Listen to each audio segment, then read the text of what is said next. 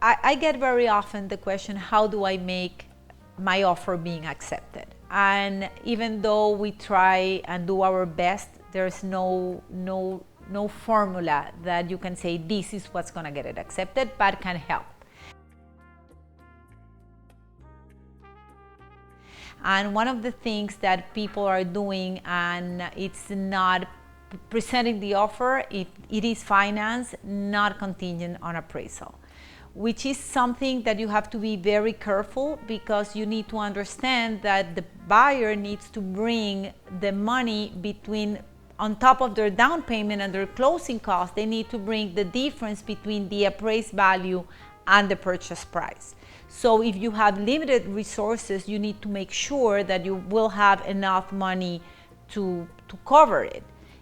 I do prefer to put a cap, even though if it is a high, very high number. If you say, I would pay whatever it takes, but at least making sure that that number matches what you have in the bank.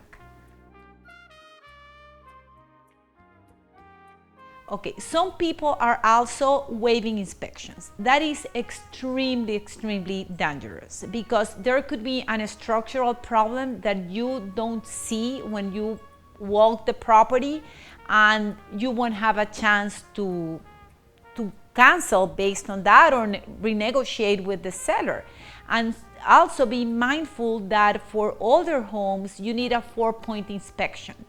And if there's a problem with any of those components of the 4-point inspection, you don't have a chance to walk away. And if you have a problem with any of them, you won't be able to get insurance.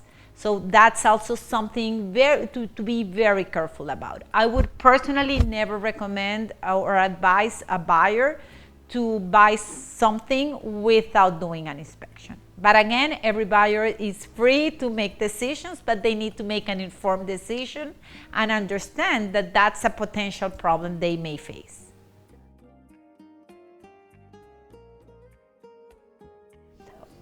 Some people are also offering what's called an escalation clause, adding an escalation clause to the contract. It means that they are willing to pay above certain amount, above the best offer the seller would receive, and normally you cap it. Let's say, you put a maximum amount that you are willing to pay. You can say, let's say you offer $490, the best offer the seller has is $500,000. You don't know that number, but you say, I'm gonna pay $10,000 above the best offer you get, up to, let's say, $505,000. So they have an offer for $500 plus 10, but you already put a limit to $505. So that will put you in a good situation, because the seller knows that they can sell for the most the market is willing to pay for their property.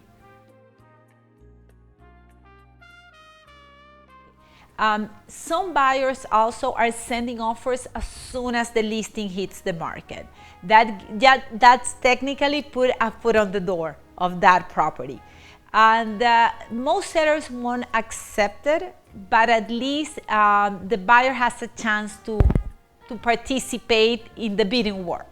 So that's always assuming that there's going to be, many offers on the table, and you want to make sure that you have a chance. For the seller, the buyer can cancel within the inspection period. So really, the seller in reality, doesn't have much. But for the buyer, they still have a chance to see the property and make a decision, do an inspection, whatever, and make a decision if they want to stay in the contract or not. You probably have heard about the love letters. That's a letter that the buyer sends to the seller to touch their heart. And for example, say my family, I'm gonna bring my kids, and we're gonna imagine my kids playing in your backyard, and so on. Now there's a lot of controversy about the love letters, because there's a lot of risk of running into discriminations and violating fair housing laws. So many companies are not allowing agents to present offers with love letters, or to to present them to the sellers. It's a very touchy point. Whatever, if you are going to write something, I would advise someone to write more about their financial qualifications, strong data, nothing personal that can lead someone to not doing it for discrimination, but accepting an offer that in a way is discriminating, let's say a family without kids, that they didn't have the same chance of a family with kids. So those are the things we're seeing. It's very hard. It's a very difficult market, even for listing agents. We suffer when we have several offers and we have, tried to help everyone. So this is the reality of the market today.